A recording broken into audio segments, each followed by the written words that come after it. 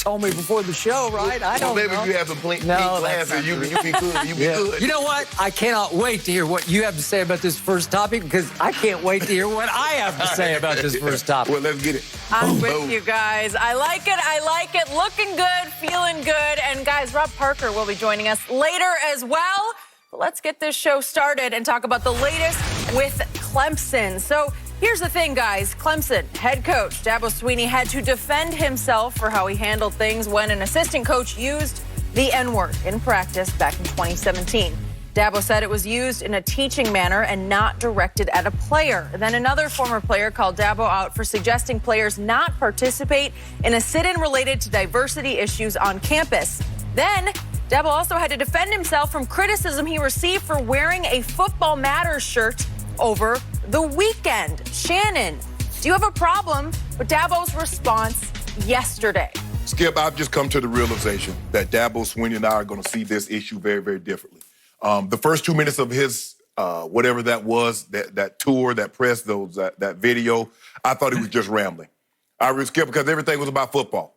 I'm just a football coach, and, Clemson has been a leader on and off the field for the last decade. You won a bunch of games. It's changed your profile. Yeah, you've been as successful at any program in college football. You're moving into one of those pantheon great head coaches. That's what Clemson has done. But don't make it seem like Clemson has bridged the gap and been this great harbinger of peace and world peace and on race relations. Come on, coach. Skip, the problem that I have with Dabo is that when it comes to certain issues like this, he's just a ball coach.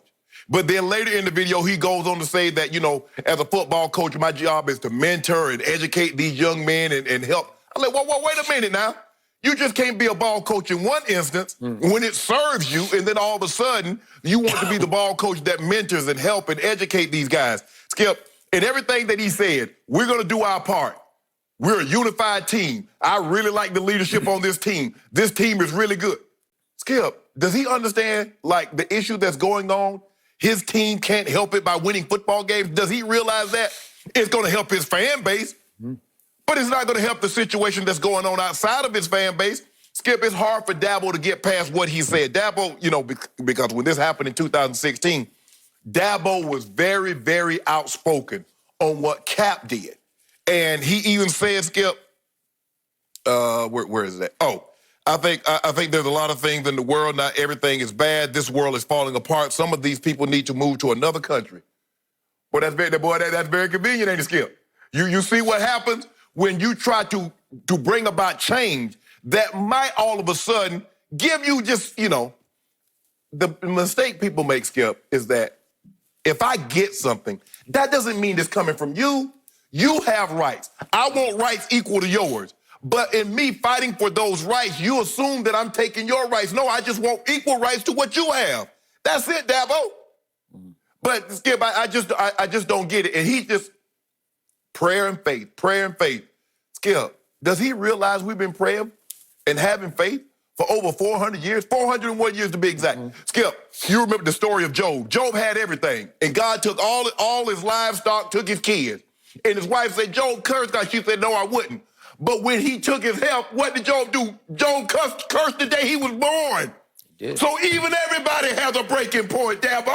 What can't you get about that? It's easy to pray when you make $9 million and you're in the majority, white man in America making $9 million. It's easy to pray. It's easy to believe.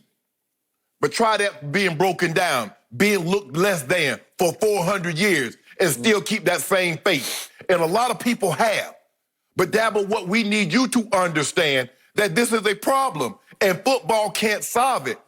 Skip, he's like, well, I would never tell my players they shouldn't go do something, but I was just trying to inform them what they were getting themselves into, educate them. You're just not Joe Citizen doing the sit-in.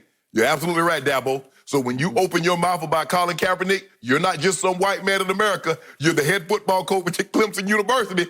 That carries a lot of weight. You say, Skip, he said it carries a lot of weight when they see football players. That's going to be on the news. Exactly where you landed when you said what you said about Colin Kaepernick. I guess he forgot that part, Skip. But I just think the thing is that, and then somehow he's like, his coach, Danny Perriman, using the N-word. Skip, I don't understand how you correct somebody by using the N-word. Normally, If a kid says a bad word, the parent goes, no, we don't say that word. They don't say the word that the child said and said, you don't say you know what. They say, that's a bad word. We don't say it. Good point. In his correction, he uses the word to correct the huh? He thought, Dabo said, well, he thought he was talking to him. Really? Really? He said, I blocked that, you know, that N. How's that talking to you? I blocked the wrong. Right. Right. N. Right. How's that? Were you the D lineman? Were you the linebacker? So how would you assume he's talking to you? You didn't. And then Dabo said, I would fire coach on the spot if he said that to a player. Dabo, I'm not patting your ass on the back for doing that. You should.